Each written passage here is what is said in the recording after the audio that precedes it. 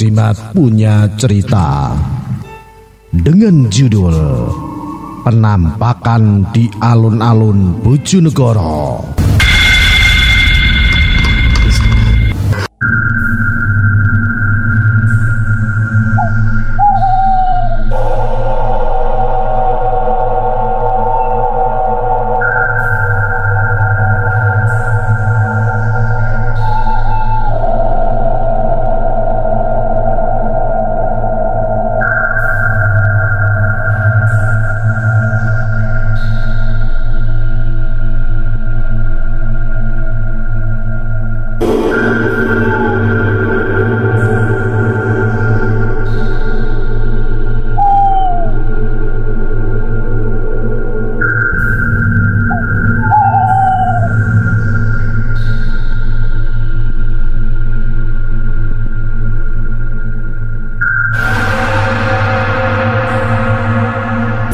Cerita ini dikirimkan oleh Iqbal Rais dari Kecamatan Ringinrejo, Kabupaten Kediri.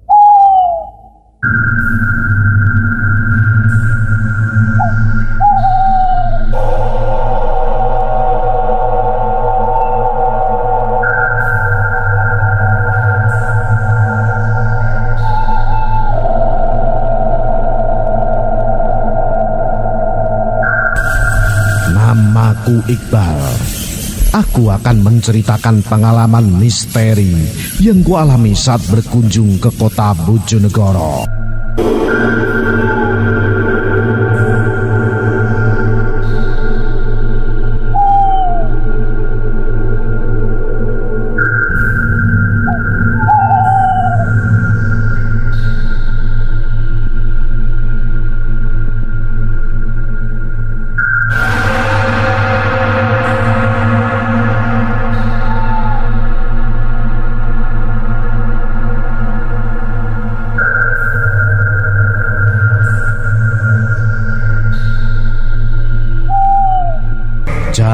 Kejadian ini kualami tahun 2016 silam.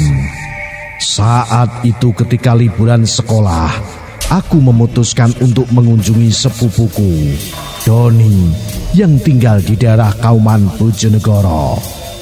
Seperti anak muda pada umumnya, selepas malam aku dan Doni berencana menghabiskan malam sambil ngopi di seputaran alun-alun Bojonegoro.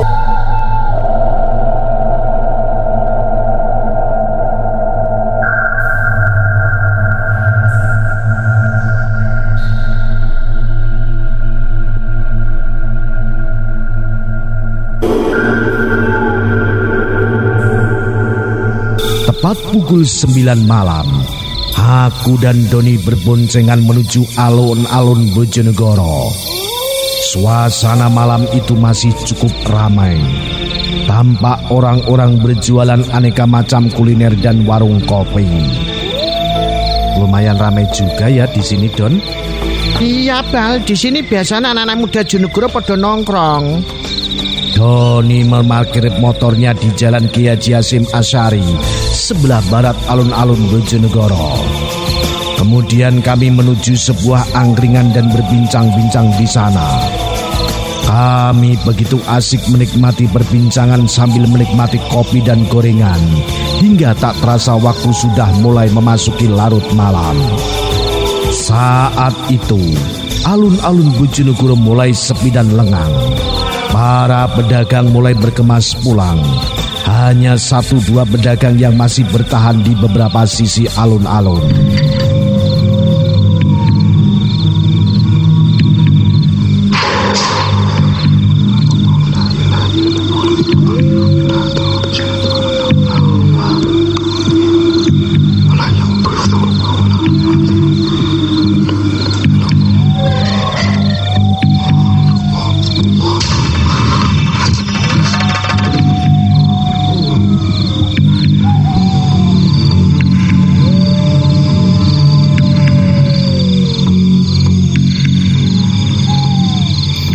Sudah jam 11:30, Bal, kita pulang sekarang yuk. Aku mengangguk dan kami segera membayar kepada pemilik angkringan. Kami berjalan menuju parkiran motor. Saat melintasi sisi utara alun-alun, pandanganku tertuju pada ayunan yang berada di tengah taman. Dengan sadar aku melihat ayunan itu mulai bergerak-gerak sendiri. Padahal tidak ada seorang pun yang menaiki ayunan itu. Aku segera menepuk bahu Doni. Don, lihat tuh. Tunjukku ke arah ayunan. Ada apa, Bal? Doni tampak heran. Ayunan di sana kok kelihatan gerak-gerak sendiri ya? Doni ikut memandang dengan serius. Mungkin kena angin, Bal. Kalau angin gak begitu kencang, kok bisa ayunan itu bergerak seperti ada yang menaiki? Pandangan kami terpaku ke arah ayunan. Dan benar saja, semakin lama ayunan itu bergerak semakin kencang. Bulu kuduku terasa merinding. Namun kaki ini terasa sulit digerakkan. Samar muncul sosok bayangan di ayunan itu yang semakin lama terlihat jelas. Masya Allah.